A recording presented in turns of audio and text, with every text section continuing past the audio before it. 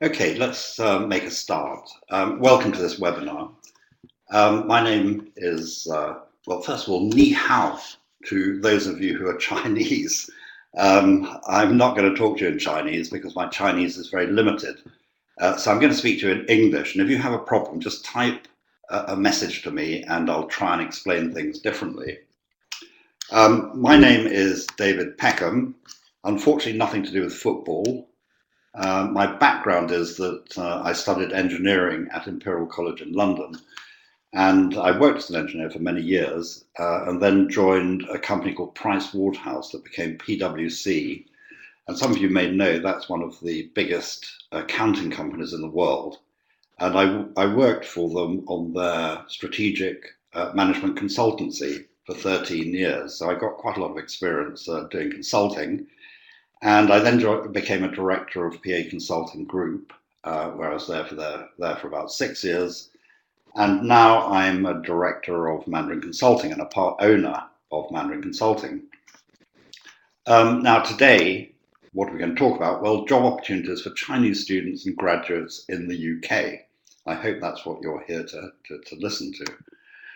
What we're going to cover very briefly, who are Mandarin Consulting. I'm not going to spend a lot of time on that. You can go to our website and have a look at what we do in more detail there. And the website will be shown on one of the slides later. And then to talk really in broad terms, what opportunities there are in the UK for Chinese students and graduates. Very, very broad terms, give you an idea of what's out there. And then hopefully to give you some practical help to get you started to think about the sort of jobs that you might be interested in. And then finally to look at the recruitment process that's used by all international companies, and just to see what Chinese candidates find difficult in that recruitment process in particular. So Mandarin Consulting, let's start there. We are the leading international career coaching organisation for Chinese students and graduates, and we have offices in the UK, in London, Manchester, Birmingham, and up in Scotland and Edinburgh. We also have offices in New York, in Hong Kong, in Beijing, and next year we're going to open an office in Toronto and in Sydney in Australia, and some more offices in the United States, probably on the West Coast, but that still has to be decided at a meeting this afternoon, in fact, after this. So why can we actually help you? Well, here are some facts. We've had over 3,000 candidates pass through our program, more than that now, actually more like 4,000, because I wrote this slide about a year ago. And we've got some very experienced coaches. This is really what differentiates us from other coaching organizations. I've just got a few coaches here that you can probably see. That second one along is me. That picture was taken in Beijing. And when it was sent back to the UK, our Chinese staff in the UK said, "Oh, David, you look just like a vampire." So they're always very complimentary. Chris Wilson is the third one along in the middle, at the top row. He's in our Beijing office. Evelina, young woman, is in our London office. And Dave Richardson is at the end on the right-hand side, top row. He is actually a Canadian who has American citizenship, a married an English woman, and so now lives in the UK. The others, I mean, Eric Whaley is a very eminent criminal barrister. That's a lawyer in the UK, went to Cambridge University, as did Claire Lyle, who's the next one along. Giselle Edwards, Cambridge University and financial services, spent 10 years working for investment banks and then became a financial journalist. Clinton Leeks, Oxford graduate, responsible for building Hong Kong Airport. And Amy Louise is the last one on that row, is in New York, and she is a headhunter originally and has worked many years, actually recruited the HR director for PwC in New York office, amongst other things. So you can see some of our coaches there, very experienced team. We have altogether about 25, 30 coaches, all of them very high quality. Moving on, that's enough about Mandarin Consulting. Let's move on to job opportunities for Chinese students and graduates in the UK. Starting off, graduate schemes, what are they? You may have heard of these, but I'll explain to those who haven't what a graduate scheme is. It is a job like any other job. It usually pays somewhere in the region of £30,000 a year, something like that, which is important. And I put that on not because you're going to be earning huge amounts of money to start with, but because this actually gets you above the threshold that you need to exceed if you need to be sponsored for a work visa. And I guess that most, if not all of you, will require a work visa to work in the UK. So that's the significance of that. More importantly, graduate schemes are a unique opportunity to be trained while you're working. And I actually believe it's probably the most important training that you're going to get in your life. Let me explain why. When you go to a UK university, you are not being taught how to do a job, you're being taught how to think. That's what UK universities are meant to do. So when you come out at the end, you may have a degree in accounting or engineering or whatever, but you are not a fully paid up professional accountant or a fully paid up professional engineer.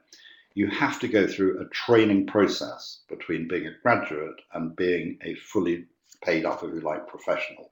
And the graduate schemes are the programs that train you in your professional subject, if you like. So it is really the bridge between being a student and being a professional. A really, really important bit of training there. Excuse me.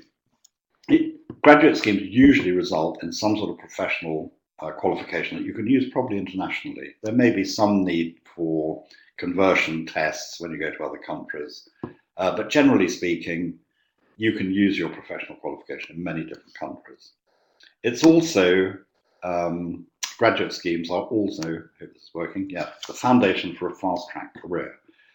Once you have your professional qualification, you can expect to go up in the organization very, very rapidly and start earning a fairly sizable income. China, second biggest economy in the world, really, really important these days. How did it get there? Well, obviously a lot of hard work from Chinese people, but also by connecting into other countries and other companies internationally. And a graduate program is a really good way for Chinese people to get exposure to global ideas and methods, which will be invaluable to you once you go back and start working again in China. Graduate schemes are open all the year round, and you'll see that even in January, February, March, there are plenty of graduate schemes open. However, most graduate schemes are open during the period from about September to December of each year. So this is the real time that you should be applying to a graduate scheme. The offer is often independent of degree major. There was a survey done of investment banks in London, and they asked the graduate recruiters in some of the major investment banks, this some years ago, what was the subject that most of the graduates that you recruited, what subject was the most popular that you recruited from? And the answer for 2012 was actually physics. Physics was the subject that most of the people who joined investment banks had, which is a little bit surprising, I think, to Chinese people, but physicists actually can think straight and they make very good investment bankers. The second most popular was maths, which is probably not surprising. The third most popular subject was engineering. Again, probably a little bit surprising to Chinese. So graduate schemes are really, really important, and you should consider applying to those. However, there's always a catch to the good things, and that is that graduate schemes are competitive. And you will find, if you talk to your Chinese classmates, they will say that we have no chance as Chinese of getting into one of these graduate schemes. We're in a foreign country, we're speaking a foreign language, how can we compete with the locals? Well, one of the key things that Chinese candidates forget is that they need to really understand what companies are looking for. And if they understand that, they can be very, very competitive. And I'm going to show you some of those things later in this presentation. What I'd like to do now, though, is to move on and talk about internships. And what are internships? Well, internships, essentially working for a company maybe for 2 to 8 weeks in the summer vacation, but there are lots and lots of variations of this. You could work in the winter break or the spring break. You could join a company for 3 months or a 6-month placement, that sort of thing. So these are all essentially internships. It's a great opportunity if you don't know what you want to do, to try out a company or a sector and see exactly what happens there. So go and join a company, say for 6 weeks in the summer, and find out how that company operates, whether you enjoy the sort of work that they do, and whether you like that particular sector. Internships, again, are a great way of finding out how international companies operate. Again, a really important bit of information, if you like, bit of experience for Chinese candidates. It's also an opportunity to develop the competences in your CV, and this will strengthen your CV. Competences are skills, basically, that you're not taught them directly, but you pick them up as you go along. So skills such as working with other people in a team effectively, communicating effectively, making decisions, these are all competences. And these are some of the things that you will be tested on by companies when you go for interview. Graduate schemes often result in internships often result in graduate scheme jobs, because just like you're looking at a sector or a company for 6 to 8 weeks, they're looking at you. So it's like a long interview. And if they like what they see, then they may well offer you a place on their graduate scheme at the end of your internship and say, why don't you come and join us when you finish your studies? So it's a great way of getting onto graduate schemes. Now, there is a catch to all of this. The big companies generally offer internships to people who have at least 1 complete year left at university. So if you're doing a master's degree, and I know many Chinese come to the UK to do a master's, you may not be eligible for many of the internship programs. So you need to find other things that you can do, and I'll come on to that in a moment.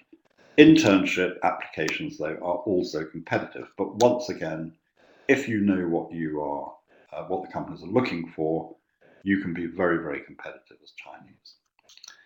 So what else can you do if you can't do an internship and you want to develop your CV? You want to get some useful things on your CV that will be attractive to an employer who's offering a graduate scheme that you want to apply to. Well, one of the things you can do, and there are many things you can do, maybe a part-time job or something like that, but you could also do voluntary work.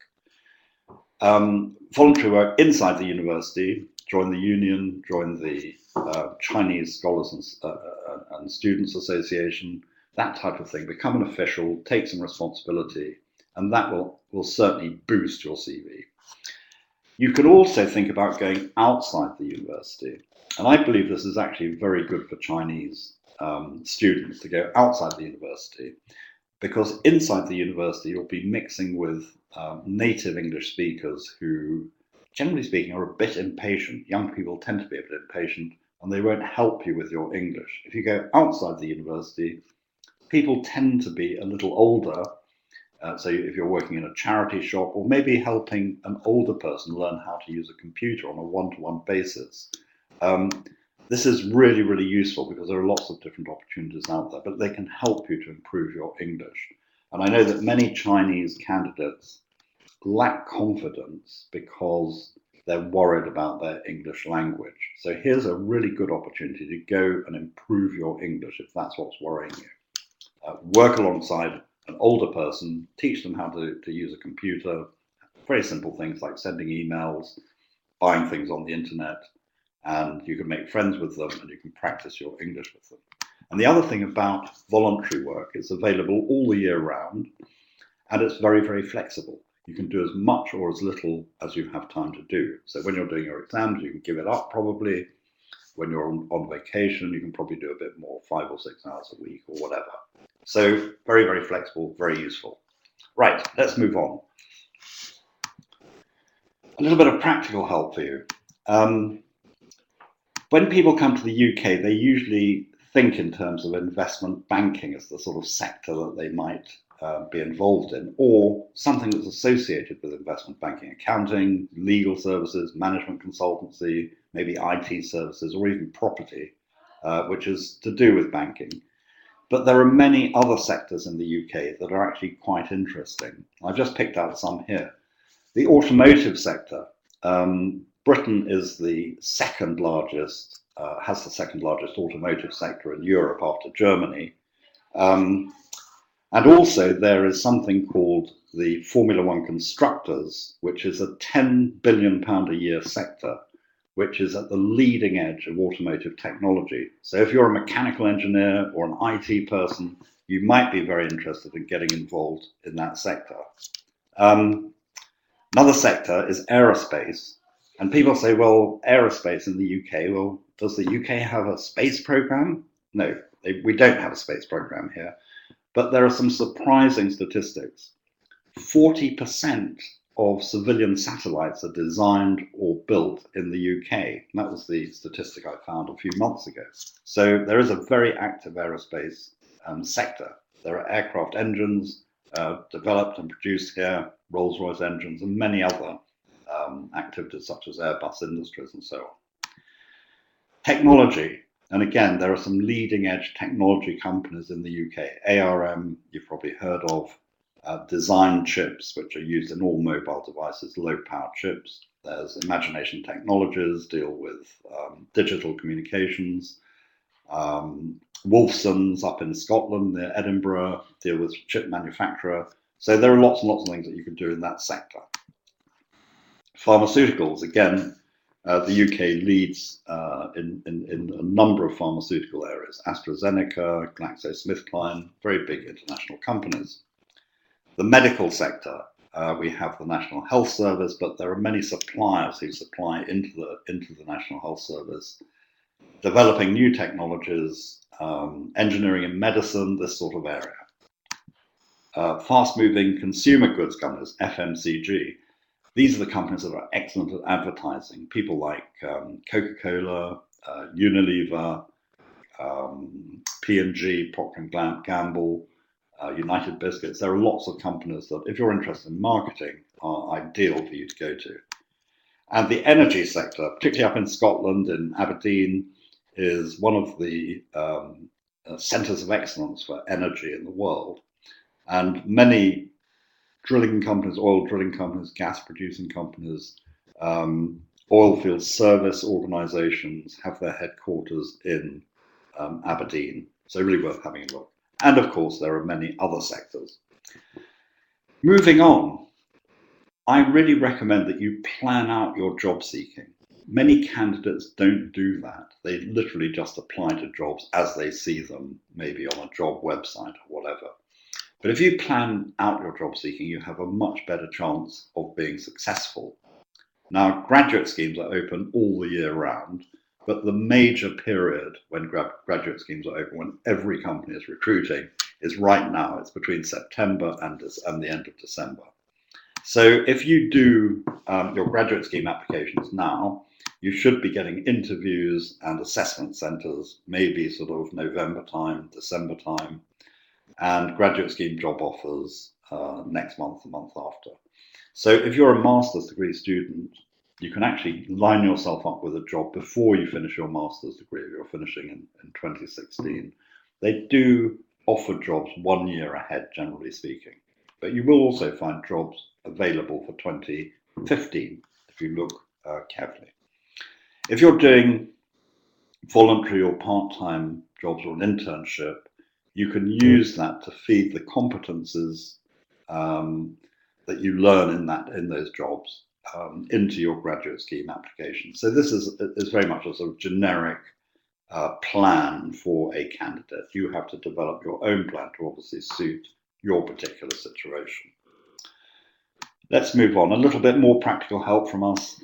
If you go to the Mandarin Consulting website, you'll see that we have a lot of tips on how to get jobs and what to do in interviews and assessment centres.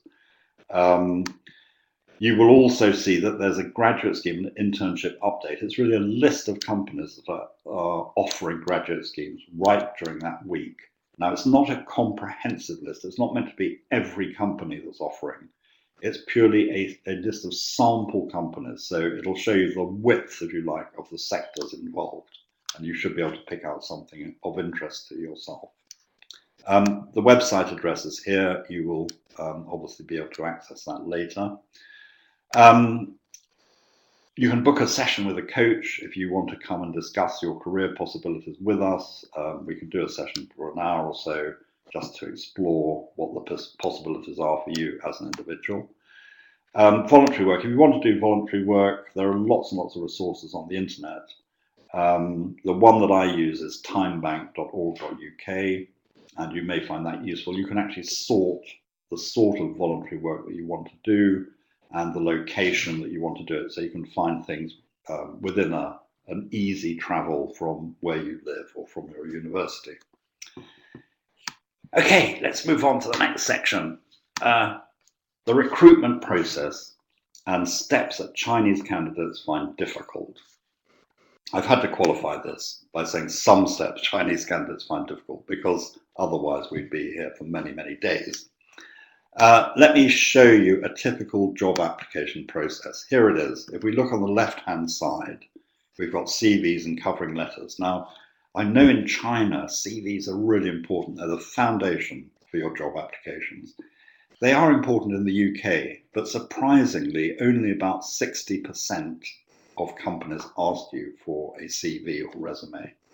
But all companies ask you for an application. So the online application can be either very, very easy or extremely difficult, depending on which company you apply to. The difficult ones tend to ask you questions such as, join our organization. Difficult questions to answer. And you need to really be prepared to answer that type of question if you're going to get past this particular stage. Now, when you submit your online application, often you'll be asked to do online tests. These tests are things like numeracy tests, verbal reasoning tests, situational judgment tests, logic tests, this sort of thing. And my experience is that my Chinese candidates are terrified of these tests, but you shouldn't be. You can pass them. What you need to do is practice. Go to your career service, ask them for some practice online tests. And if you practice, you'll find that many tests are similar year after year. And I've done a survey of online tests, and I found that some companies actually have the same test year after year. So practice will actually help you considerably if you're a bit worried about these tests. Now, assuming that your application is successful and you've passed the online test, you then move on to the interviews.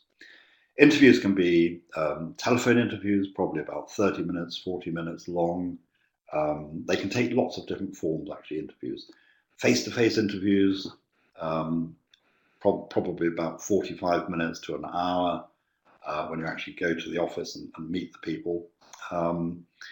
Nowadays, digital interviews where you record yourself answering some questions and you send that video in, which is a bit frightening, but they're becoming more popular at the beginning of the process. If you pass the interview sessions, then you move on to the assessment center. Now, again, the assessment center is something that seems to terrify many Chinese candidates.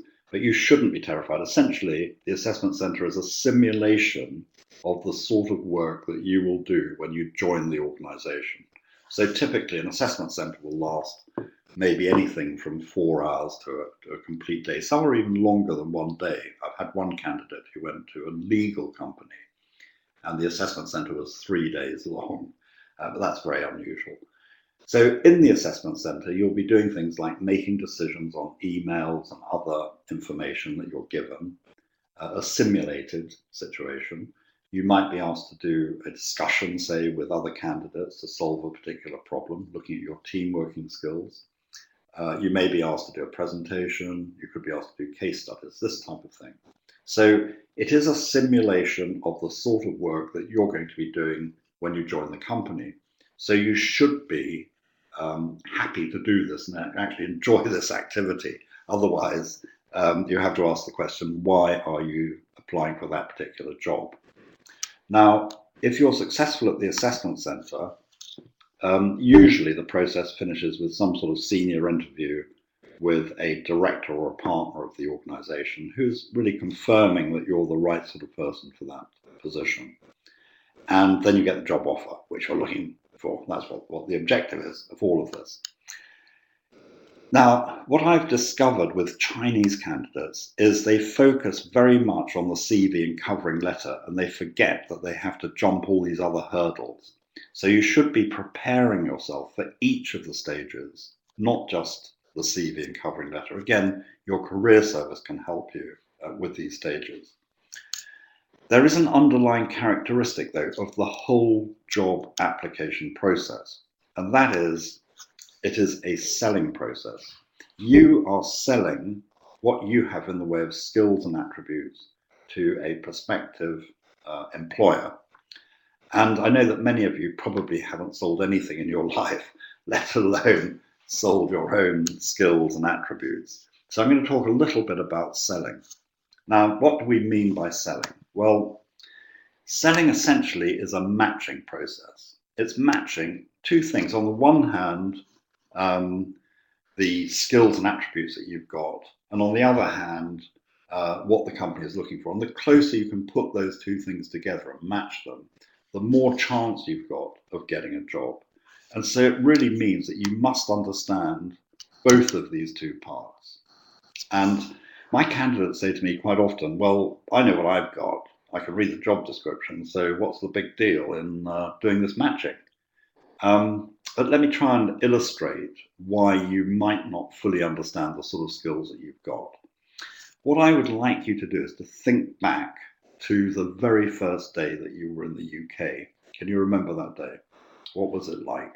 Well, you probably arrived on a long flight. You were pretty tired. It was probably dark, raining, cold. You were pretty exhausted. No good food to eat. Terrible food. Do you remember that? Well, when you finish your course and you get your degree certificate, that degree certificate tells me not just that you're good at that subject that you studied, but also that you adapted to this new culture that you found yourself in. And you had to adapt pretty rapidly because you couldn't say to your university, hey, I'm not ready yet, hold the course, I haven't found a good Chinese supermarket. No, you had to start when they told you to. One of the attributes that many companies are looking for, and I know if you look on the PwC website, you'll see they actually state this, is they look for people who can adapt quickly to different situations. And you can actually prove that you can adapt, because your degree certificate proves that. Local students find it much more difficult to prove that they are adaptable people. They probably are adaptable, but they can't prove it as easily as you can. They don't have that really good example that you have. And what I'm saying here is that you have strengths that you probably haven't even thought about. And you need to identify those strengths and forget about the strengths of the local candidates, because obviously they're probably good at English and they probably have a full understanding of the culture, which you don't have. But you have things that you can put forward as your strengths that they don't have. And so the first thing to do is identify what those strengths are. So that's the first part, your skills and attributes. Find out what you've actually got and what's useful to companies. The requirements of the job also are a bit more complex. It's not just a job description. Companies think of themselves as having a certain culture, and they want their employees to fit into that culture. So you need to find out what the culture is of the company that you're applying to and see how you can persuade them that you would fit easily into that culture, and also to persuade yourself that this is a culture that you would enjoy working in, because if you enjoy a culture, you stand a much better chance of contributing more and enjoying the work that you do. So this is a little bit more complex than it appears at first sight. Now, there's something else I want to tell you about selling, and that is that we sell on benefits, not specification. And I'm sure that you all understand what I mean by that. Well, let me explain. Now, what I want you to do is to think 10 years ahead. Now, since it's 2015 now, that would be 2025.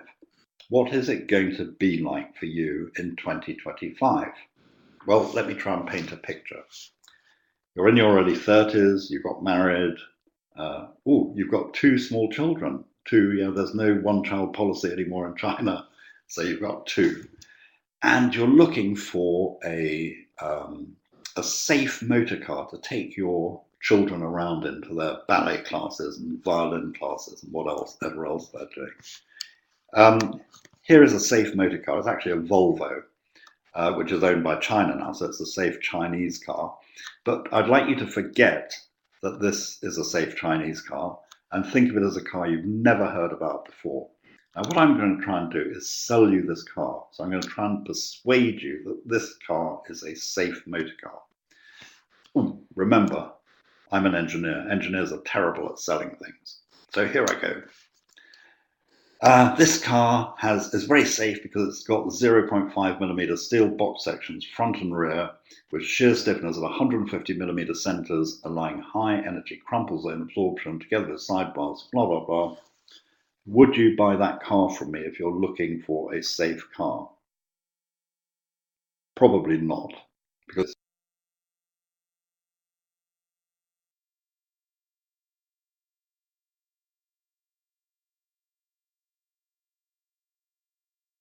everyone loves the Automobile Association, and they do comparisons of different cars, and they're very trusted.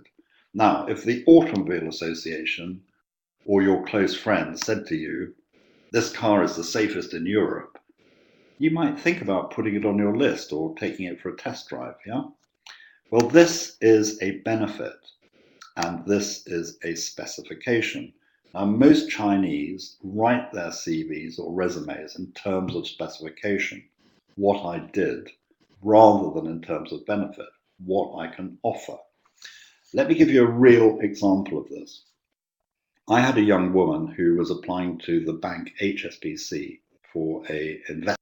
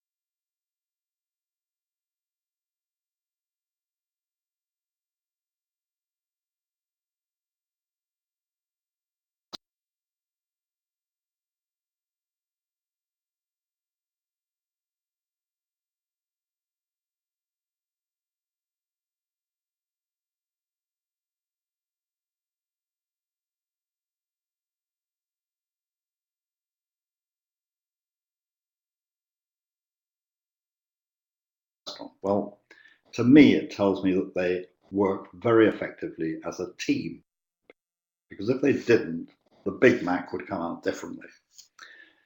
So what I said to this,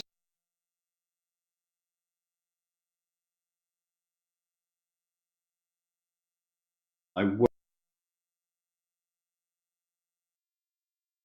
worked for one of the top teams in the world, and I learned the following things about teamwork. And if you think about that, that is something that HSBC might be very, very interested in. So that is the benefit. What she actually learned was to do with teamwork, not with how to cook a hamburger. Let's move on. That's enough about selling. Let's move on to what the attributes are that companies look for. Well, what I've done here is to try and list out the sort of attributes that a traditional Chinese company might look for and compare that with an international company. And the way I did this was not scientifically, but I asked my candidates, did you ever work for a traditional Chinese company in China? And the ones who said yes, I asked them, can they remember what they were asked at the interview? And I wrote those things down, and I picked out of my long list of questions asked at Chinese interviews.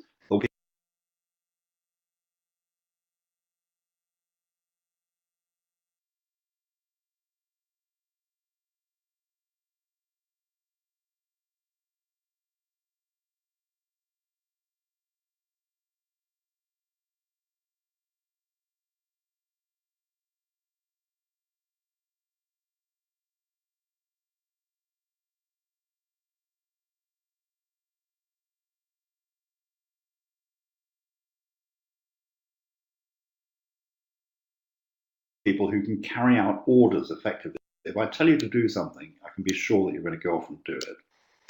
They're looking for people who know their place in the hierarchy or the structure. So you report to her, she reports to him. Please don't go and talk to him. You have to go through your manager or supervisor first. They look for people who are obedient. In other words, if I tell you to do something, you do what I tell you to do, not what you think you should do. So you don't go off and do your own thing. And they're looking for people with lots of guanxi. I hope you understand my Chinese accent. Lots of contacts, relationships. Yeah, very important in Chinese companies. And of course, there are lots of other things.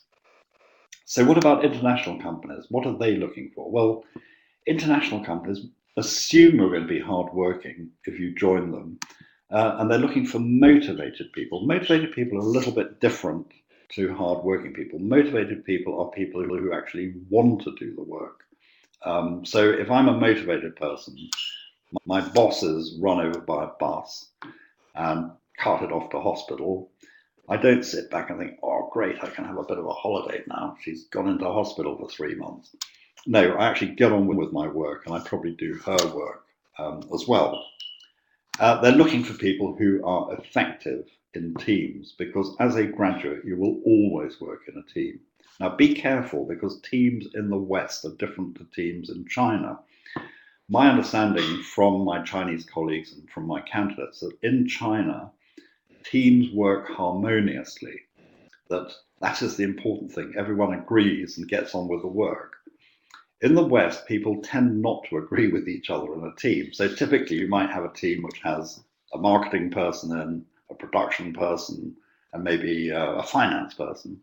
The marketing person says the market demands a product with 2 handles. The production guy says, oh, we can't produce one with 2 handles in our factory here. We can only produce one with 1 handle, and it's going to cost £100,000. And the finance person says, what, £100,000? We've only got £50,000. So immediately there's tension in the team, and hopefully that tension is a constructive tension. So you could be asked questions such as, tell me about a time that you've resolved differences of opinion in a team. And the answer is not, we don't have differences of opinion. So be careful about that sort of thing. What are they looking for? Well, they're looking for their potential leaders. Why do you think they're training you on their graduate program and spending a lot of time and money on that training? It's because they expect some of their graduate program internees to actually move up through the organization and become future leaders. They want people who are good communicators. As a graduate, you are always going to have to persuade people of your ideas. So you need to be able to be persuasive and be able to communicate effectively. They look for people who question what's going on. Why are we doing it this way? I've got a much better way of doing it myself. Young people have the best ideas. Up to about the age of 30, you're very fertile with ideas. Not much experience, but lots of great ideas. After 30, your brain starts to deteriorate. You don't have so many good ideas. So very, very welcome in a Western company. And they're looking for people who have fun at work. And sometimes Chinese candidates have said to me, what, fun at work? Work's a serious business. But of course, people who have fun at work, who enjoy what they're doing, contribute much more than people who are bored and dissatisfied. So this is actually really important. When I was with PA Consulting Group, one of our strategic objectives was that we want our people to enjoy working for us. And if someone doesn't enjoy working for us, we need to know why and what we can do about it. So it is something we take quite seriously. And of course, there are other factors there. But the important thing about these two lists is that there are clear differences in requirement. Now, the very fact that you are studying in the UK means that you're probably moreover on the right-hand side with the yellow group, if you like, the international group. But be careful, because when you're under pressure in an interview or an assessment centre, it's very easy to move back to the left and start talking about how hardworking you're going to be, how loyal you're going to be to the organisation. They don't want to hear that. Right, let me move on. What I'm going to do is to make a list of the typical attributes that a company might be looking for. Now, if you're applying to a company, you need to go to their website, you need to talk to them and find out what it is that they're actually looking for. This is a sample list, if you like, and it doesn't apply to any individual company, but it's typically the sort of things that a company might look for in terms of competences. So we talked about motivation and drive, leadership and teamwork, communication, persuasion skills. Companies are also looking for a genuine motivation behind your application. I did a survey of 17 different companies, and they came from different sectors. So we had some of the big four accounting firms, some banks, some manufacturers, engineering companies, a food company, a pharmaceutical company. And I asked the graduate recruiters in each of these companies separately, if you have to recruit a graduate, but you can only test one characteristic of that graduate, what is it that you would test? And the objective of my questions was really to find out what the most important thing is for companies in terms of recruiting graduates. What is it that they actually look for in a graduate? I got the replies back and I was actually stunned by the result. I probably shouldn't have been, but all the companies said exactly the same thing, and I couldn't believe it because I thought different sectors would at least be a little bit different. And they all said that the first thing we look for in a graduate that we're going to recruit is that they are enthusiastic about our company. And one of the companies, one of the big four accounting firms, said to me that if one of the applicant is not enthusiastic about their company, they don't care which university they've been to, they don't care how good they are, they will not recruit them. So motivation is a bit like a gate that has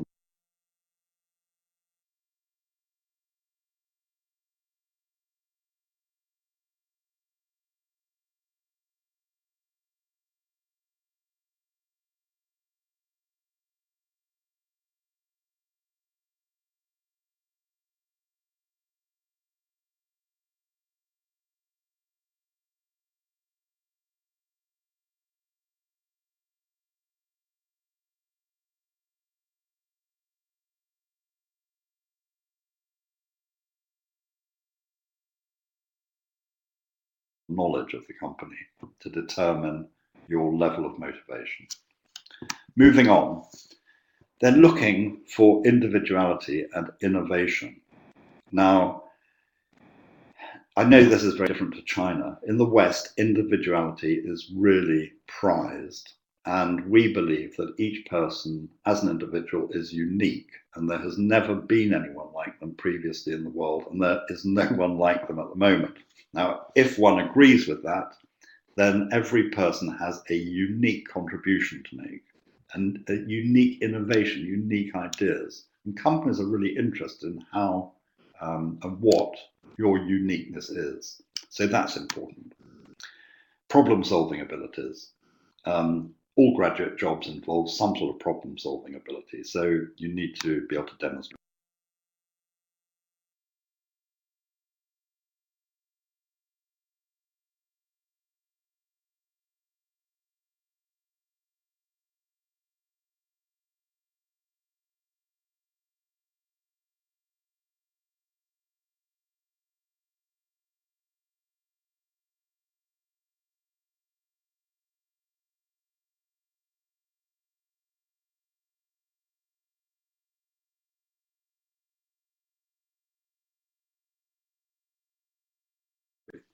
But you could look at this bottle this way around.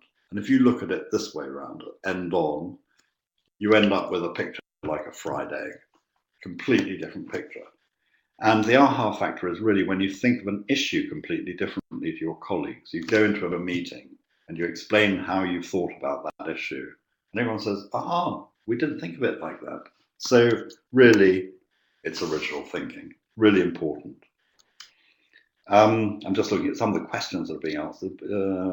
I'll come back to those later, I think, because they're not quite relevant at the moment. When we look at what companies are looking for in terms of attributes, we can divide it into 4 types of attributes, and there are 4 distinct types of question that you're going to be asked during the application process, whether it is in the application form or at interviews or in the assessment centre. And the 4 types of question are these. The first one is motivational questions that we've touched on, where they will test your knowledge of the organisation. The second type are competency questions, and these will actually test the sort of skills and attributes that they're looking for that particular position. The third type is commercial awareness type questions. What is your knowledge of the big wide world, and how do you think this is going to impact the organisation? And the fourth type of questions, what I call general questions, where they actually test you as an individual and see what you have as an individual to offer the organisation. We'll come on to this later. I'm just going to quickly go through each type of question. So first of all, motivational questions. There is a question that is asked at every interview, and I'm sure you can probably guess what that is. It's a motivational type question. Here it is. Why do you want to join our organisation? Now, you know this question is going to come up. I can't think of a single interview that it doesn't come up in. And you need, therefore, to have a really good answer for this particular question. And many people don't. They seem to be caught by surprise when they're asked this. And they go on about how great the organisation is and how it's a global organisation and so on, which isn't really answering the question, because this question is about our organisation. Why do you want to join us? Not why do you want to join a global organisation. So how do you answer this question? Well, essentially, if you remember, we talked about matching earlier on. When you're trying to sell yourself, you're trying to sell a match, what you've got with what the organisation requires. This is matching, but in the other direction. The matching now is what your requirements are and what the organisation is offering. So what is it that you're looking for your first job? It really tests the knowledge that you have of the company, because you need to know what they're offering before you can actually answer this question satisfactorily. And it also tests whether you really understand what your requirements are. And I think this is actually quite difficult to do very well. If you want to think about your requirements from a job, besides money, which is, in my view, generally not the first thing that you should think about for a graduate job, what is it that you're really trying to get out of your first graduate job? Now, it may be helpful for you to think about having worked for the organisation for a year. Let's say you're going to get a job in 2016. Now, imagine that you're getting a job in September 2016. You are now in September 2017, and you're looking back over that year. What would make you say, that has been a really useful year for me? And that may give you an indication of what your requirements are.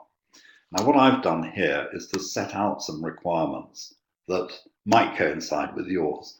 I've cheated a little bit. These were my requirements when I was looking for a job as an undergraduate. I was a civil engineer looking for a job in a civil engineering organisation on their graduate programme. What I was looking for was high-value intensive training. I really wanted to get a good qualification that I could travel around the world and use working in other countries. So I was looking for a really good training program, a well-structured training program that complied with the needs of the qualification I was looking for. The next thing I looked for was actually to work with world-recognized experts. I thought, here's an opportunity where I could actually work with someone who's renowned for designing big bridges, and I wanted to learn about that. I can sit next to them and actually learn everything there is to know about designing a big bridge. The third thing I looked for was a rapid assignment of responsibility, because I think when you learn something, you don't really know that you've really got a grip of it until you have to do it by yourself. And then when you do it by yourself, you find all these little bits and pieces that you didn't think about previously. So getting early responsibility is a great way of testing whether you've actually learned the things that you thought you'd learned. Yeah. And of course, there were others. There were other things that I had there. But you can see how you can use your requirements now to match them with what the organization is offering to come up with a really good answer as to why you want to join the organization.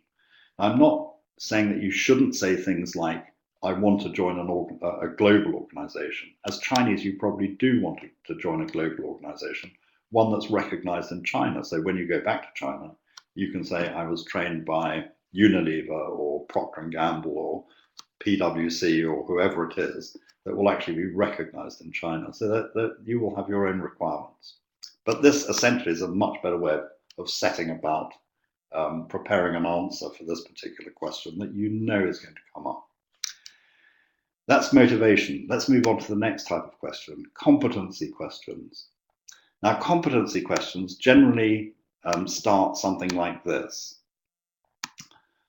Describe a time when you did something. Give me an example of when you did something. Describe how you maybe solved a problem or whatever. And this type of question is essentially trying to get you to give an actual example of when you've exhibited the skill, if you like, the attribute that the company is looking for. So let me just show you some real competency questions that have come up at interviews recently. Here's some examples of competency questions. Give me an example of a problem you faced in the past. How did you solve the problem? Tell me about a time when you taught someone else something. Why are they asking that question? Well, that's actually a leadership question. Leaders in the West teach their team how to do things. It makes their team more able to tackle problems. Describe a situation where you inspired others to meet a common goal. Obviously, a leadership type question. Tell me about a time when you worked successfully as part of a team. Teamwork always comes up, so be prepared to give good examples of when you've worked in a team. So how might you answer a competency question? Well, when I worked for PwC, I spent a little bit of time looking at their recruitment processes at one stage for the consultancy practice. And when I was doing that, I noticed that the people who did interviews spent a lot of time thinking about their interview questions. So the process was really to say, well, what are the competences that we need for this particular position?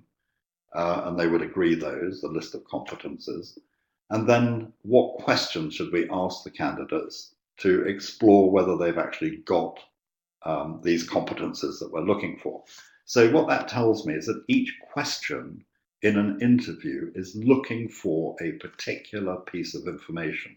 So the first thing that you need to do when you're asked a competency question is think of the purpose of the question. Why are they asking me this question?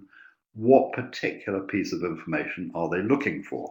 And then obviously formulate your answer to address this underlying purpose.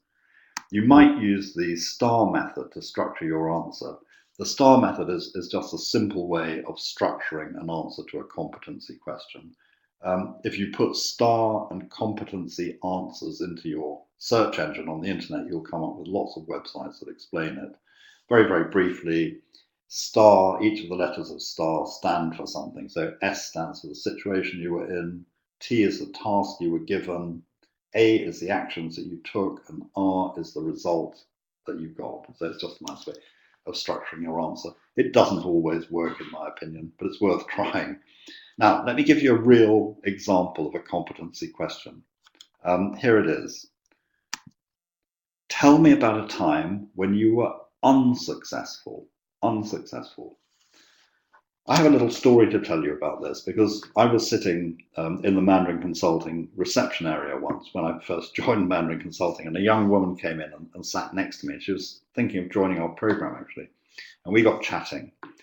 And she told me that she'd been to an interview the week before, and I'm a curious type of guy, so I said to her, what questions do they ask you? And she said, they asked me this very strange question. Tell me about a time when you were unsuccessful. So I said to her, what did you tell them? And she looked at me a bit strangely and said, well, there is only one answer. I told them, I'm never unsuccessful. She failed the interview. Obviously, she hadn't thought of the purpose of the question. So what is the purpose of this question? Is it to find out who is a loser and who isn't? No, of course not. The purpose might include things like this, that you like trying different things, or that you're adventurous. Adventurous people often fail at things. Or maybe that you are innovative. Innovative people, again, often fail many, many times before they come up with a workable solution to their idea. Or it may be that you learn from mistakes. I mean, when you fail, it is a great time to learn. If you think about it, if you pass all your exams, you dance around really happily for a few weeks, but then you forget about it, really. You move on to the next set of exams. But if you fail an exam, or you don't do particularly well in an exam, you think about that for a long time afterwards. So failure is a great learning process. And these are some of the things that they might look for in that particular question. So think through the question, think of the purpose of the question, what information they're looking for, and you'll come up with a much better answer.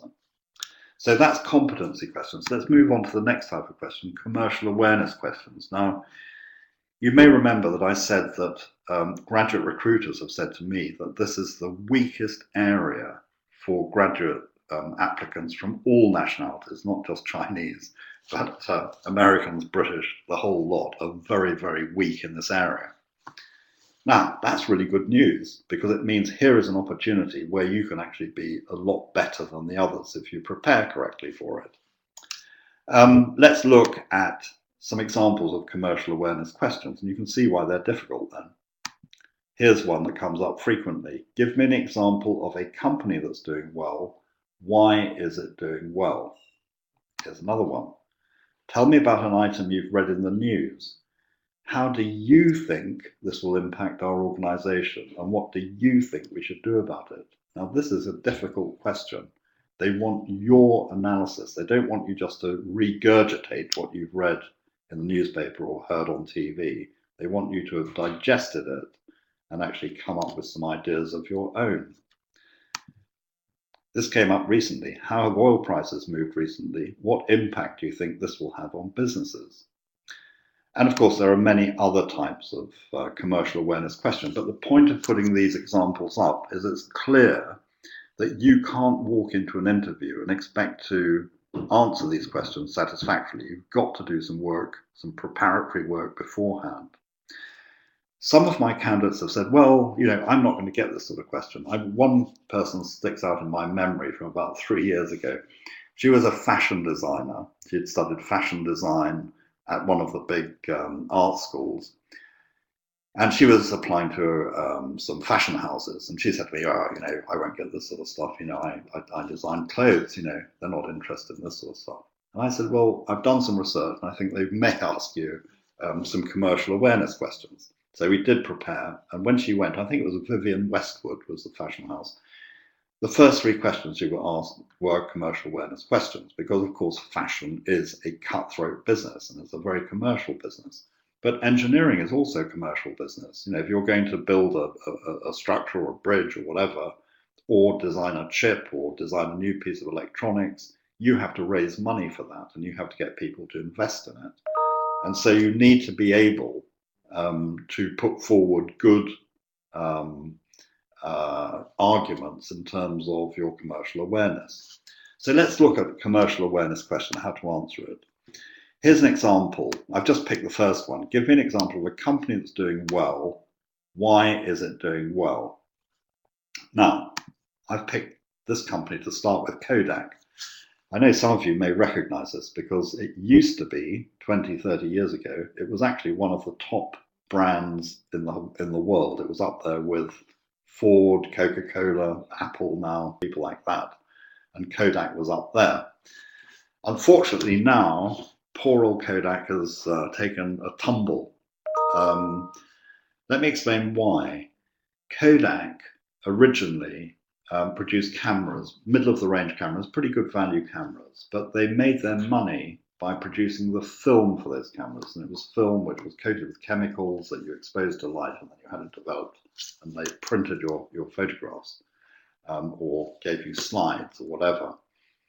Then their business model was that they made 80 cents in the dollar on their film and very little on their cameras.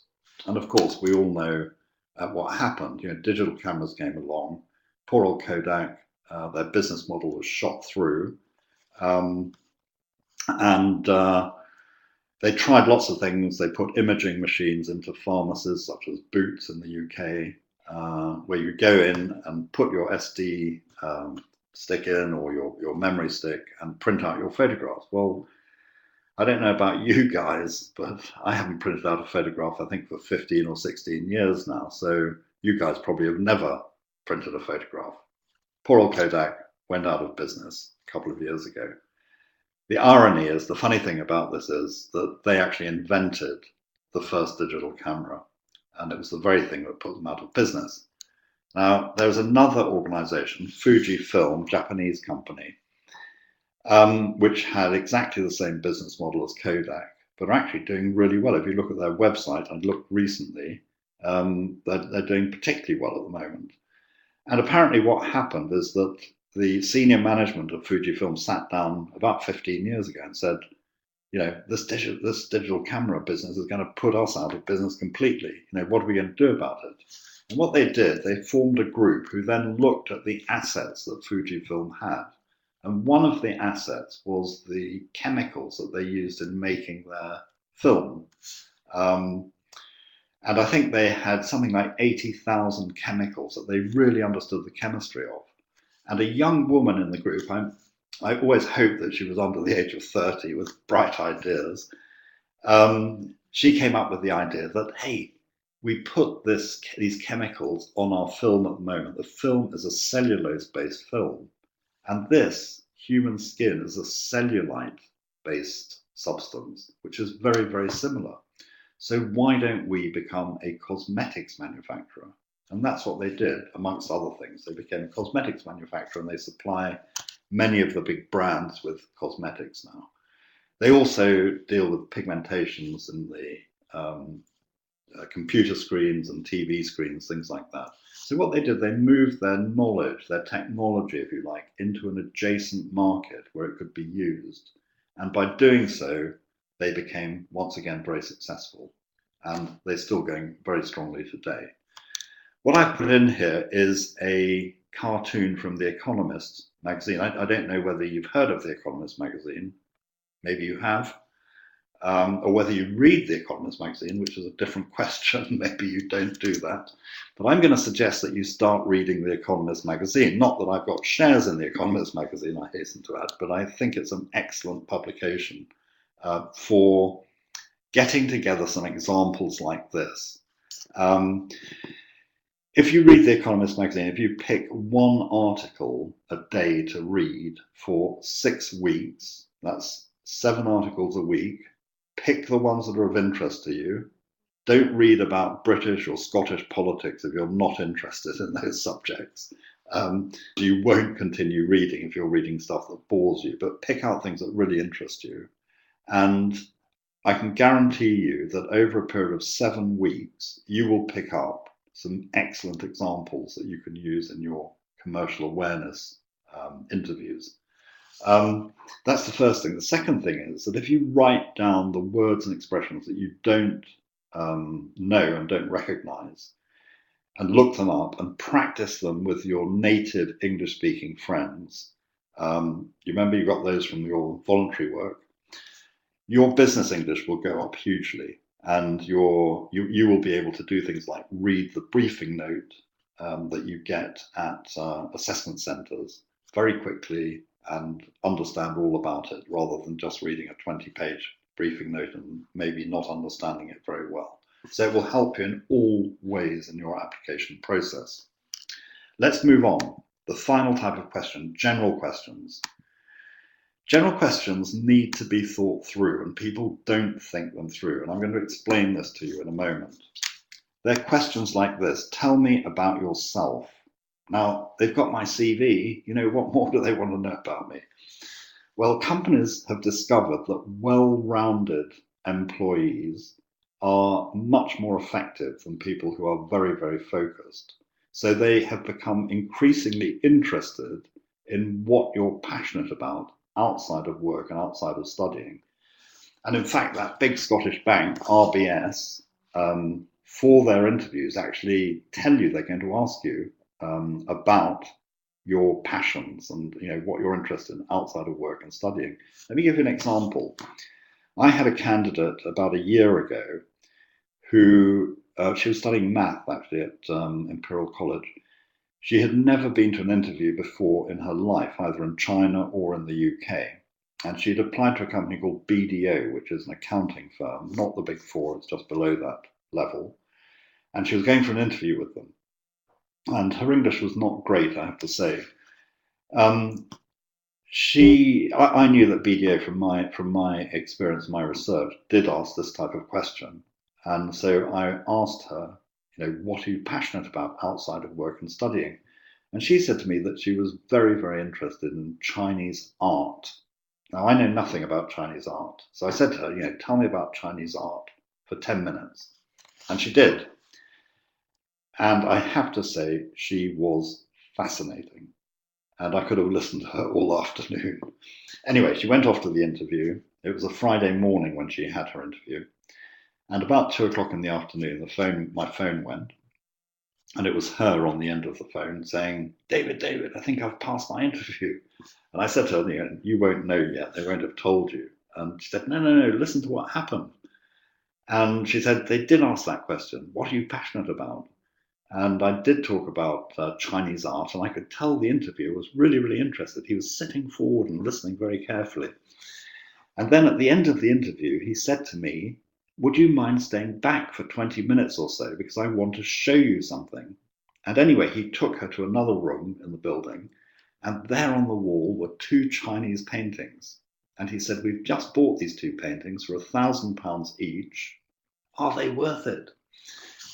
And she said, well, she actually knew the artist. She'd read about it, didn't know him personally, but she knew about the artist and even knew about these 2 paintings and was able to reassure him that they were worth more than £1,000 each. But I think the interviewer actually knew about these paintings and was testing her knowledge of Chinese art.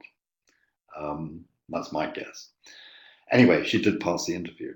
And I can give you a whole load of different examples of when people have certainly had help from their passion, if you like, in getting a job. Let's move on to the next question. What's your main weakness? Be careful. You can eliminate yourself pretty easily with this. What's your main area for improvement? Sometimes they say, well, it means the same sort of thing. Now, choose something that you can be trained in, yes? So something, maybe if you're not good at giving presentations, you can be trained to give a presentation. Maybe your English isn't great. And if you're in an interview, they can tell your English isn't great. So say that's my main weakness, but when I join your organization, I'm going to be mixing with native speaking English, native speakers. My English is going to go up very, very quickly. So always give a solution to the area of weakness. It is also useful to show that you're actually doing something about it right now. That's always impressive. So think about maybe you're doing voluntary work or whatever to improve your English. You can talk about that. The next one, why did you choose the university you went to? When you join a company, you're going to be making decisions, right? Using their resources, their money. They want to know how you make decisions. And this is probably one of the more important decisions you've made in your life so far. And so they're interested in how you arrived at this decision. Don't say that, my dad told me to go to Edinburgh University or my uncle Joe told me. Tell them something logical, how you ended up making this. Take them through the process of the decision that you made. The same with the next question. Why did you choose the course you took? Again, tell them logically why you ended up with that particular course. What do you see yourself doing in 5 years' time? Remember, they're going to train you with a view that you will become a future leader. So if you're an accountant, don't say, I'm going to be a great accountant in 5 years' time, or engineer, going to be a great engineer. You've got to think, how long does it take to go from being a graduate intake to, let's say, being a director or a partner? Now, typically in a major firm, that's probably about 12 years. So 5 years, you'll be about halfway there. So you'll be doing things like planning work, running teams, dealing with customers or clients, and also putting into place the sort of skills you need as a director or a partner. Yeah. So things like strategic planning skills or policy making skills, that sort of thing. Let's move on. Oh, there's some more general questions. I'd forgotten about these ones. These have been asked recently. They've been asked by companies like McKinsey's. I know Google asked this sort of question, and some of the big investment banks, JP Morgan, asked these questions, because I've actually got one from JP Morgan here. How many cows are there in the UK? These are real questions that have been asked. How many people are on the London Underground at any moment? How many ping pong balls, this is JP Morgan, can be fitted into a 747 aircraft?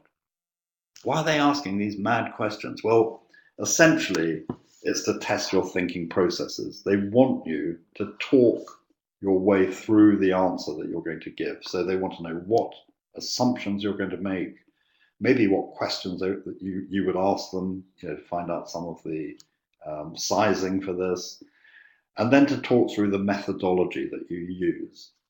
And there's really only two bad answers to this. The first bad answer is, I don't know.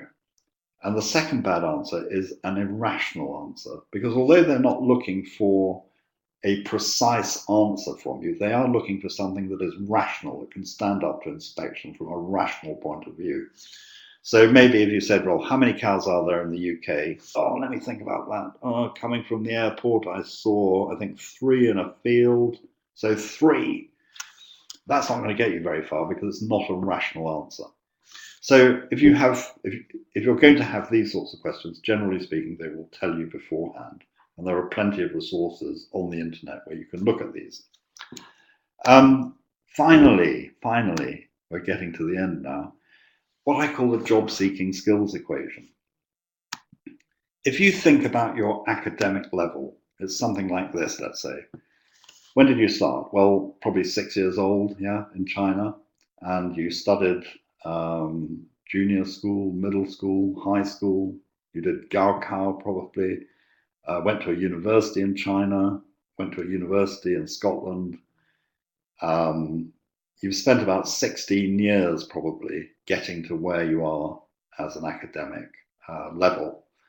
And your poor old parents, they've been worried about you right the way along, helping you along the way, spending huge amounts of money probably on getting you to where you are now. But your job-seeking skills are probably a bit like this. You've never done it before, so your job-seeking skills are not particularly well developed. And what this means is that it is your job-seeking skills that will limit the sort of job that you get. And so your job will be something like that. So what I'm urging you to do is, with your academic level as it is, get your job-seeking skills up, because it's much easier to improve your job-seeking skills than your academic level. And if you do that, you can go to your career service and ask them about these sorts of things, or come to us and ask us. You will get a much better job. And it's very easy, actually, to get your job-seeking skills up. It takes a matter of a few hours a week. And compare that to the investment you've made in your academic level.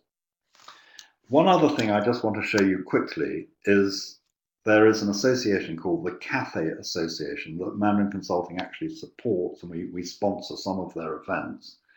And they are holding a China Students' Career and Education Expo very shortly. It's on the 28th of November. Now, unfortunately, it's in London, not up in Scotland. But for those of you who can travel down, I really, really recommend that you come down for that.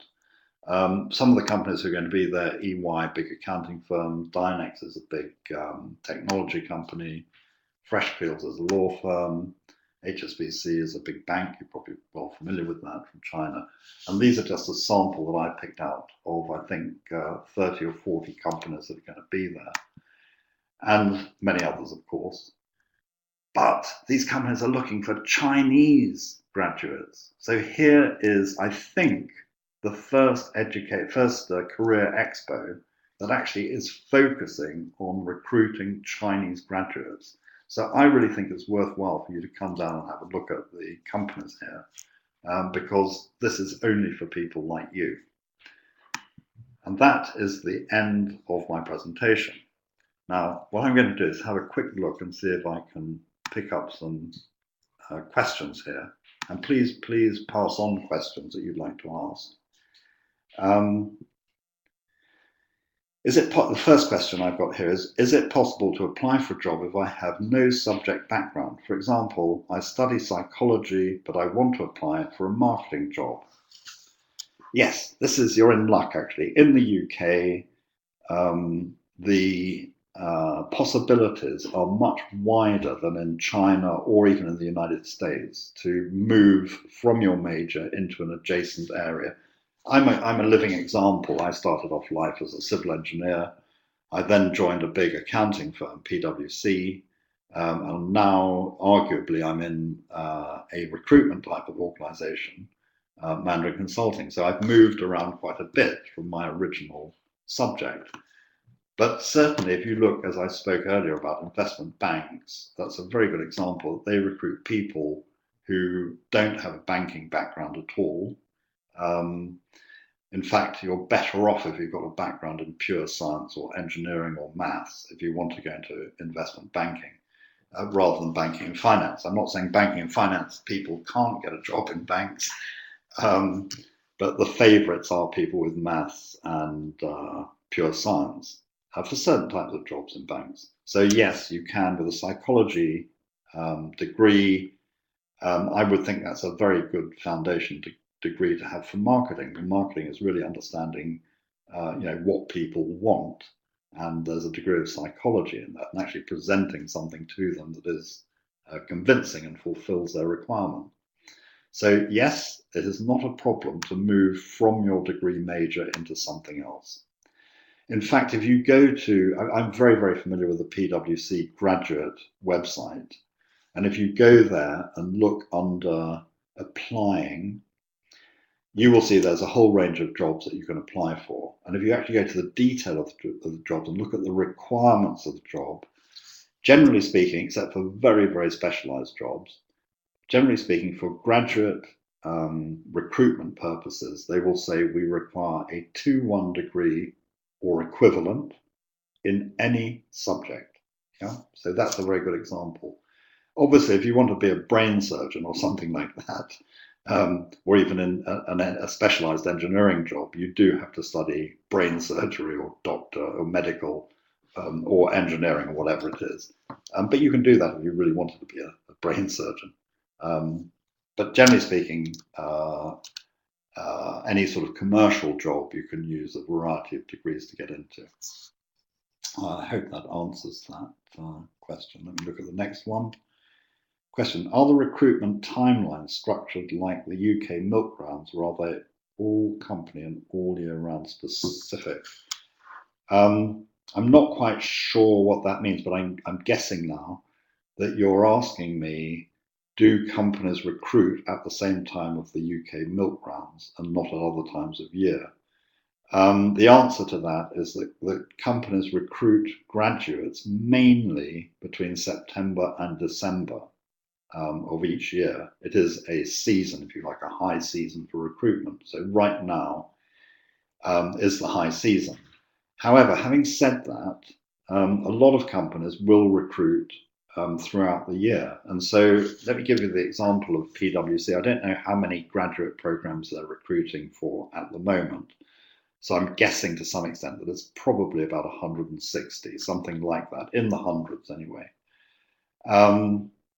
If you look, say, in May or June, that sort of time, off season, if you like, I seem to remember that this year in May, they were still recruiting for about 40 to 50 graduate programs. So about a quarter of the graduate programs are open at all times of year for that particular company. For smaller companies, they will tend to focus on the period between September and December.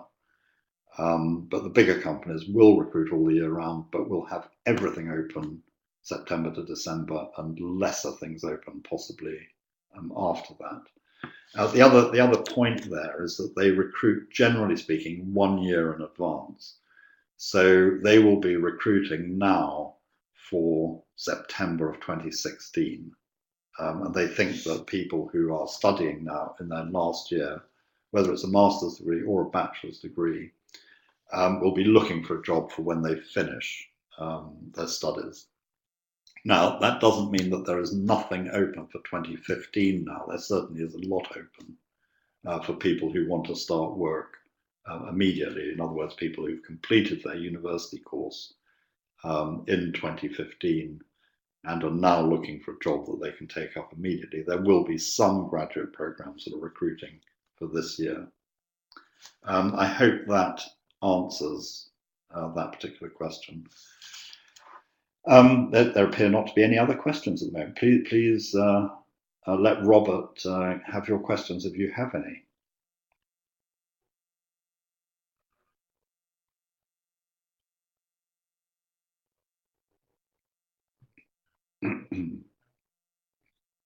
Okay, we're going to give it a minute or so to see if there are any other questions.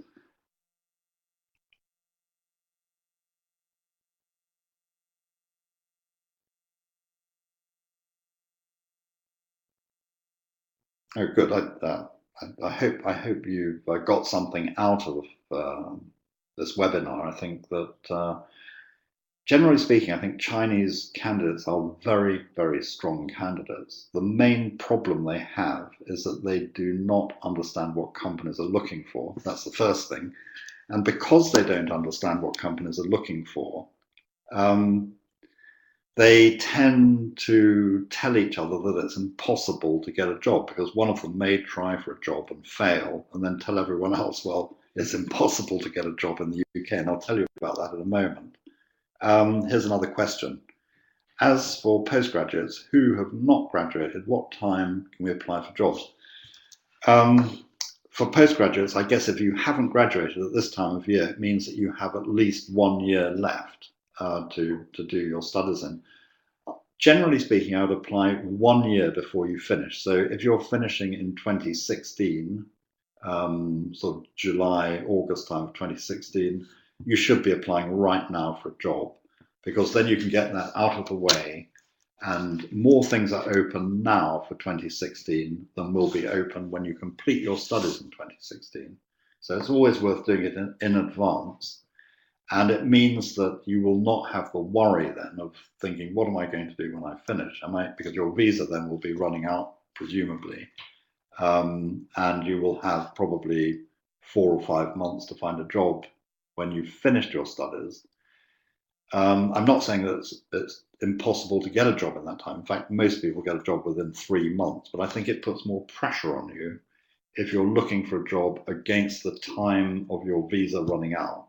And that additional pressure is likely to make you perform less well in interviews and assessment centres, because you think, I've got to pass this. Whereas if you start a year beforehand, you've got plenty of time, you can do it in a nice, considered way, you're not panicked, and you can certainly try your hand at doing interviews and assessment centres, and that's helpful experience if you don't get a job offer a year before you finish. So you're in a much better position then to keep applying during the year and end up with something before your visa runs out. I hope that answers that. Let me give you an example of Chinese students persuading each other that it's impossible to get a job in the UK. This actually isn't in the UK, but I want to give you a couple of examples. The first one is to do with the UN in Geneva. And I met a young woman in Manchester University who said to me that she had just completed an internship in Geneva. And she told me the whole story. It was quite interesting. She said the head of the UN came to Manchester University and gave a presentation specifically for Chinese students, because they wanted more Chinese to do internships. And she told the audience, about 100 Chinese students, she told them, anyone who applies for an internship in Geneva with the UN, I can guarantee that I personally will look at their application, which is great. The Chinese students all went away then and discussed it amongst themselves and said, oh, it's impossible to get into the UN in Geneva, don't bother applying. Well, one person applied, this young woman, and she got the internship. She was flown out to Geneva, they sorted out her visa. They put her up apparently in a very nice apartment next to the lake in Geneva. And she did a 6-week internship. And she said when she went to the office of the UN in Geneva, she said there were 2 empty desks next to her, and those were for the 2 other Chinese who would have been offered an internship, but no one had actually applied. And she also said to me that the title of part of her internship work was a project entitled, How Can the UN Attract More Chinese to Apply for Their Internships? So because Chinese students had all persuaded each other it was too difficult, no one applied for those 2 open internships, and so that opportunity was missed. Don't listen to people who tell you it's impossible to get a job in the UK. Let me give you another quick example. I had a guy last year, Chinese applicant, who had been applying by himself for several months, and he told me he'd put in 60 applications. He had 1 interview from that, and he failed the interview. And he came along to us, and he said to me, I think I'm a terrible applicant, no one's interested in me. And he even said, I think, British companies don't like Chinese, which is absolute rubbish because Chinese have a great reputation in the UK. Anyway, he joined our program and we put in 10 applications, I seem to remember, and he got 7 interviews. So what that tells me is he's not a bad candidate. It's just that he doesn't know how to put in a strong application. And with a little bit of help, he became successful. So don't listen to people who say you can't get a job. Other Chinese students are not experts in the job market, and you shouldn't listen to them. Basically, they don't know what they're talking about. Generally speaking, when it comes to UK jobs, they may very well know what goes on in China, but they don't, generally speaking, have the expertise to advise you about the UK. Any other questions? I have to tell you one other thing about this passion. Tell me about yourself. I had a young woman who was going to RBS, Royal Bank of Scotland, for an internship, and she'd actually passed the first set of interviews and was going for a second set of interviews. RBS,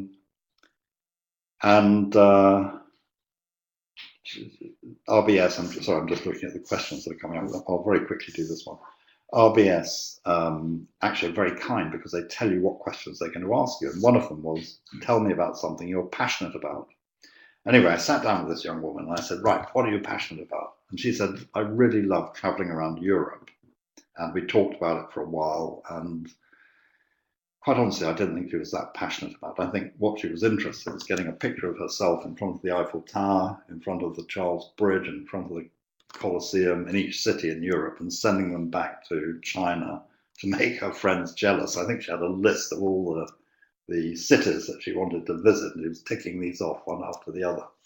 So I said to her, this is not good enough. Go away, think about it, come back in 2 days' time, and we'll discuss it further. So she went away, and we came back together 2 days later. And we were standing outside the room where we were going to have our coaching session. And I was chatting to her about going on holiday. I'd just come back from Hainan Island, from Sanya. And I'd had a really interesting time there. I really liked it. It was this time of year, probably November time. And the weather was very nice. The temperature was still very warm, but not too hot. And I was very impressed by the people sitting outside on the pavement, chatting to their friends, drinking tea. Certainly people from the shops and things, playing cards with their neighbours, playing mahjong, And she said to me, yes, I was brought up in southern China by my grandparents, and my grandfather used to sit outside and play Chinese chess. with his neighbor. And she explained to me Chinese chess was very complicated, with a river and a palace, I think, and all sorts of things, much more complex than the chess that we play. And she said when she was about 6 years old, she was asked by her grandfather, would you like to learn Chinese chess? And she said yes, she would. And so she learned Chinese chess. And then, to cut a long story short, when she was at high school, just before university, so the final year, I think, at school, the school had a Chinese chess competition, but there were 3,000 pupils in her school, so they couldn't have everyone in the competition. So the organisers chose 200 people to be in the competition. And anyway, they got everyone into a big hall, and they stood at the front and called out the names of the 200 people who would be in this competition. And she said to me, guess what? They called out my name. And every name they called out, the person had to come down to the front of the auditorium and stand with the organisers. And she said, so I went down to the front and I stood there. And then when they'd finished calling out all the names, I had a quick look around at the competition. And guess what? I was the only girl. There were 199 boys. Anyway, she played the first game, beat the first boy, played the next game, beat the next boy. Then a little crowd of boys would come and point at the boy and say, you're going to lose to a girl. You know how boys are. And anyway, she didn't win the competition, but she came in the semi-final, so the last four, which is pretty good out of 3,000 people. Anyway, the point of this is that when she told me, her eyes lit up, you know, like a tigress, you know, she was so excited. And I said to her, that is what you've got to go and talk about in your interview with RBS. And she was very reluctant, said, oh, it's only a game, it's not that important.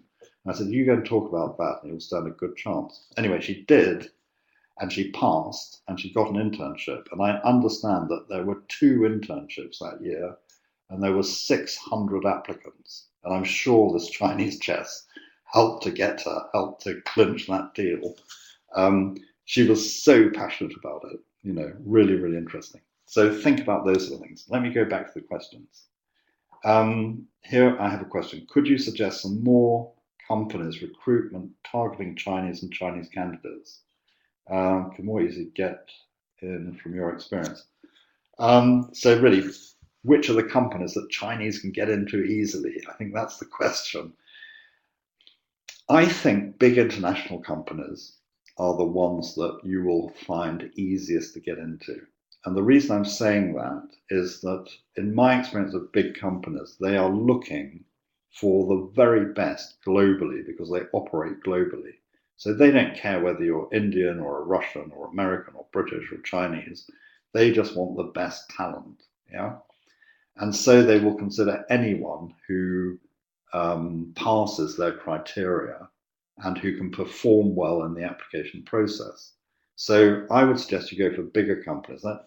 It's a sweeping generalization, though, because some of the medium-sized companies are very active in recruiting Chinese. For example, BDO, I know several of our Chinese candidates have joined BDO.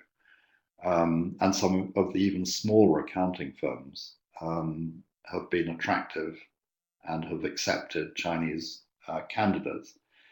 But I think generally speaking, you should look for companies that are looking for talent rather than localized companies. But having said that, I mean, no company can really ignore China these days. You know, China's such a huge global economy that all companies are going to have some sort of contact with China. And to have successful contact with China means you've got to have some Chinese staff. I mean, sending someone like me to China is a complete waste of time. I'm not going to perform particularly well there. So I don't know whether this answers your question, but I would suggest that, you know, go for the big multinational companies. I think you stand a better chance. Or go for companies that have definite China connections. You know, so Chinese clients or Chinese manufacturing. Law firms that have Chinese clients are ones that often take Chinese candidates. And people often ask me, should I apply in London or should I apply in a second city, say, I don't know, Aberdeen or somewhere? Is it easier? I don't think it is. I think it's just as difficult wherever you apply, because if you go to another city outside of the major financial services cities, say if you're interested in financial services, Edinburgh, London, they're going to recruit the same quality of people. They're just less positions. Yeah, so it isn't any easier because it happens to be outside of Edinburgh or outside of London. So that's what you should consider. It isn't any easier to go to another city, in my opinion. I hope that answers the question. Let me have a look here. What if my qualifications are not good enough for the position I want to apply for? That's quite a good question, because we often come up against candidates who have not succeeded in their degree for various reasons. It so happens, I'll tell you this story, that when I joined Mandarin Consulting, I did not join as a coach. I actually joined as an owner and director to try and expand the company, and we've been very successful at expanding, as you've seen from the slide that I showed about us, and that we are expanding very rapidly. The reason I got into coaching was about 6 years ago after I joined. Our coaches, most of them came from the London School of Economics career service. And one day they were all away, and we had very few candidates even in those days. There were only 4 of us in total in the company.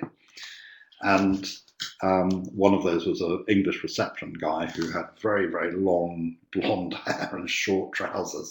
So very amateurish in those days, and nothing like that now. I was asked to coach this young woman because she was applying to PwC. Now, the reason I'm bringing this up is that she had a 2-2 degree from Sussex University, and they asked for a 2-1 degree as a minimum. But she did have mitigating circumstances. That means a reason, if you like, for getting a 2-2 that she could put on the application. And she actually got to a job offer from PwC, and she actually got 3 job offers. So if there is a good reason why you've not succeeded academically, generally speaking, you can get through with that reason. And if there is not a good reason, it makes life a bit difficult, I have to say. You may be fortunate, and I suggest the best thing you can do is, through your research, find out. First of all, let me take PwC as an example. It could apply to an engineering company or anything, but this actually works. If you wanted to, for example, join the auditing side of PwC, I would look at which particular sector you are interested in. Let's say it's retail or something. I want to audit retail organizations. I would then look in the office that you're going to apply in, Edinburgh or wherever, London, who is the head of the retail part of PwC Assurance in that office. Get an actual name. You can get it from their website. Then find out where this person is talking and what papers they're publishing and things like that. And actually go to the conferences that this person talks at, but prepare yourself really, really well to ask some questions. And after they've done their talking, go up to them and introduce yourself, and then explain your situation and ask them, if there are any possibilities. I think that personal touch will help you to possibly get round the rather more mechanistic way in which applications are dealt with in many of the big companies. So think of innovative ways of actually getting around that first hurdle, if you like, of putting an application in. I'm not saying this will always work, but it is a possibility. If you're innovative, you can think of all sorts of ways that you can improve your chances. And that's one of the things we do with our candidates. I'll give you another quick example. I had a candidate who had been involved in an internship in China, which was to do with microfinancing of farmers. And she was very, very interested. She built up an interest in microfinancing. And I can't remember what she was studying now, but it wasn't microfinancing. She was studying in the UK. And she said to me, what can I do? I'm really, really interested in doing this type of thing. So I was talking to her about non-government organizations. And I did quite a lot of work for the World Bank years ago now. I did 3 projects for the World Bank. And the World Bank does a lot of work with microfinancing and things like that. So I said to her, let's look at the World Bank graduate program. Now, the World Bank graduate program is intensely competitive, and there are many, many, many more people who apply throughout the world than there are places. So I said, she said to me, well, I've got very little chance of actually getting on this. And I said, well, let's think of some imaginative things that we can do to improve your chances. And I said, right, you're going to Beijing on vacation to see your parents for a few weeks in the summer. That was, I think, she was going in a couple of weeks after we were talking. And I said, why don't we send an email to the head of the World Bank in Beijing and say that you're really interested in microfinancing and you'd really like to talk to someone about a graduate role that you could play. And she said to me, oh, that's a complete waste of time. We'll never get anything out of that. But we did send an email to the head of the World Bank in Beijing. And guess what? 24 hours later, he replied. And he said that I would be delighted to meet you, but unfortunately, I shall be in the United States. He was an American, on vacation myself at that time. But I've told my second in command to see you, who's also an American, and he will see you for 10 minutes. So anyway, when the young lady went to Beijing, she went to the World Bank at the appointed time, met the deputy. She actually spent 4 hours with the deputy. He helped her fill in the application. He even, sponsored her almost by writing his name at the bottom of the application. And I'm not sure whether she's actually got this position yet, but she stands a very, very good chance of doing it. This is what I mean by thinking of imaginative ways of helping your application along. And if you do this, you stand a much better chance. Let me look at my questions down here. That's timing. My qualifications. What if I'm a first-year undergraduate student who cannot apply summer internship this year? How should I plan my next 4 coming years? Okay, good question. You're in a great position to start. If you're a first-year undergraduate, this is exactly what you should be doing. What I would do if I were you is go to the website of companies that interest you. Maybe you don't know what sector you want to go into yet. And again, I can direct you to the PwC, the famous PwC website. Purely as an example, you can find lots of others. Go to your career service, talk to them about companies, and then try and get on one of the insight days. And this is where a company may take you into their office for a day or maybe a couple of days and just let you talk to people and show you, what sort of work they do. And really it's to help you to make decisions as to what you want to do. And they don't just talk about their own company, they talk about the sector, they talk about other sectors. You can imagine if you go and talk to some, say, management consultants, they probably have exposure to many different sectors and they can talk fairly knowledgeably about some of those sectors too. So if you can't get on an internship, often they have other things that you can do. Usually they're very short, like a day here, a day there. I had one candidate, she was an undergraduate, I don't think first year, excuse me. But I think she got into 4 insight days in the summer, and even one in Paris, a British company, that said to her, well, let's take you over to Paris and we'll show you what we do over there. And it was very useful for her because then the next year when she applied for internships, she had this knowledge, number one, but she could also demonstrate her motivation because she'd actually done something the year before that actively made her, helped her with her interest in finding out about the companies that would be suitable for her. Excuse me. Right, let me see another question. I think that first year undergraduate, yeah. So this year, insight days, that type of thing. Maybe do an internship with a small company. Some small companies will offer you internships, and it might just be worth doing that. Do some voluntary work, and then the next year do an internship, maybe intern for 2 years, and then you should be looking at graduate programs after that. If you plan your internships really well, you may not even have to go and look for a job. In your 3rd year, I understand you're doing a 4-year undergraduate program in Scotland. In your 3rd summer, so the end of your 3rd year, if you're doing an internship, you may well be offered a position on their graduate program. So that will take you out of having to apply and having to go through all the interview processes. So you've got a great opportunity starting so early. Go to your career service, get advice on what you should be doing and the different opportunities there are for first-year students, and then plan out subsequent years and make sure you plan plenty of time for internships in your second and third year. I hope that answers that. Is it true that students in the humanities stand little chance of getting a job in the UK? Yes, I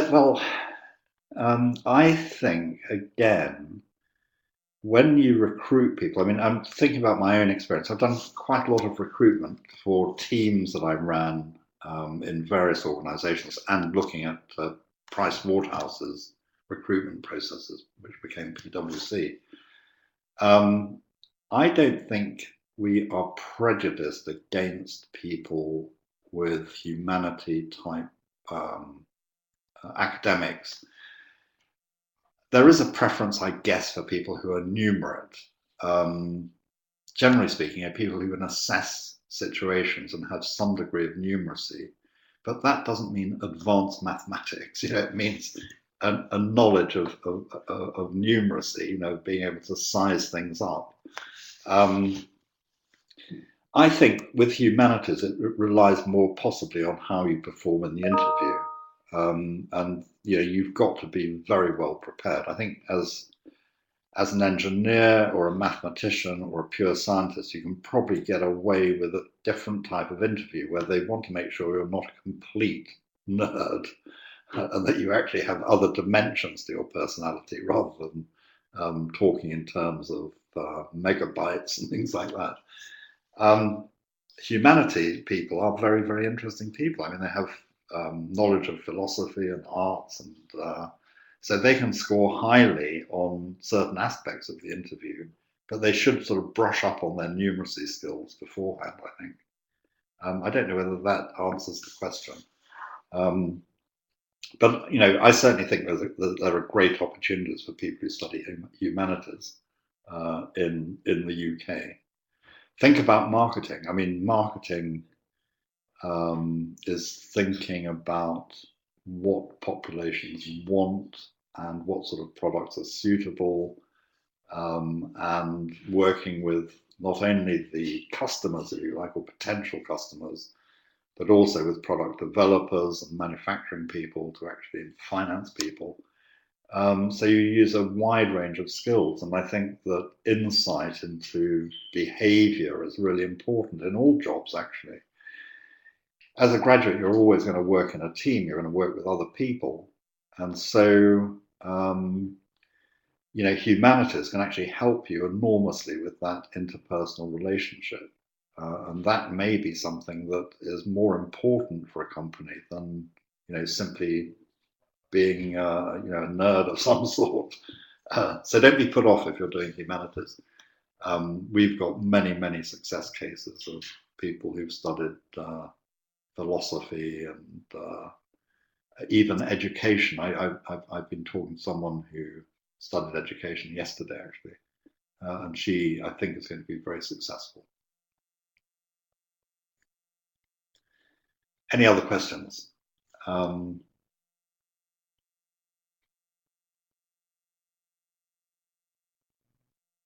Okay, I think that's probably it for the time being. I mean, if you need any more information from us, you can always contact us. I think on the one of the slides you can see our web address, and we give away plenty of free stuff, free consultations and so on, if you want to take advantage of that. And I really, really, really do recommend that you have a go at that job fair. Let me just go back to this one. Cathay Association, really, really important for Chinese students who want to get a job in the West. Good. Well, my pleasure to be here. And I look forward to possibly hearing from some of you in the future. Goodbye.